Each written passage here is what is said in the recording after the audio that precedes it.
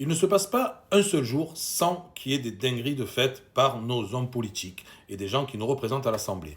Donc hier, nous avons eu cette fameuse minute de silence envers ce musulman. La dernière fois, c'était des fausses tombes par rapport aux violences policières. Et maintenant, nous avons Manon Aubry et Mathilde Panot qui vont en Pologne pour aller faire de la contrebande de médicaments et faire de l'ingérence dans un pays qui l'interdit. Donc, moi, je voudrais savoir un peu jusqu'où ça va aller, toutes ces histoires, sachant qu'elles sont passibles de prison et qu'elles foutent ça sur les réseaux sociaux.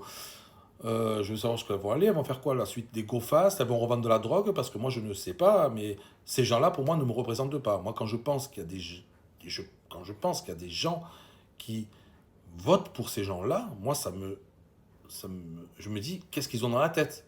Des gens qui font des actes délictuels ne devraient même pas pouvoir se présenter à, dans des postes clés comme ça, à un moment donné. Donc, vous osez taper sur la droite, vous leur tapez en longueur de journée dessus, vous les traitez de racistes, vous les traitez de fachos, vous remettez en cause donc la légitimité de Marine Le Pen parce qu'elle a fait soi-disant du détournement de l'argent.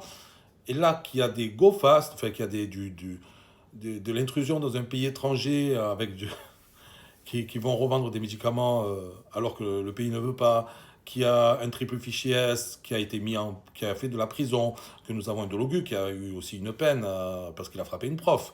Euh, Nous avons donc Jean-Luc Mélenchon aussi qui a fait de la prison avec sursis. Tout ça, ça vous dérange pas? Non, c'est normal.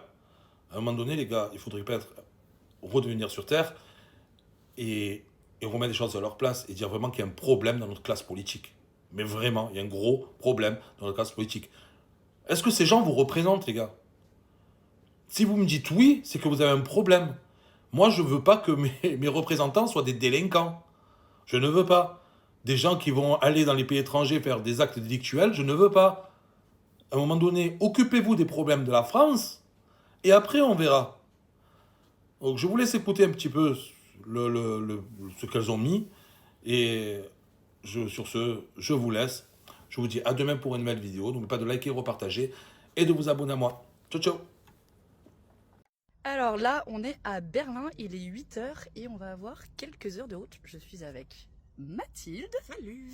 Et Mathilde, qu'est-ce qu'on a là? Donc là, on a les boîtes de médicaments. Ouais, donc on a à la fois donc, des pilules abortives et puis aussi des contraceptions d'urgence.